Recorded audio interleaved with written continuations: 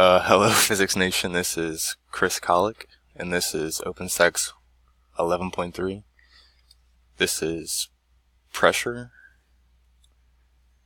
and the problem states the outward force on one end of an air tank is calculated in example, which is a cylindrical tank with a radius of 0.075,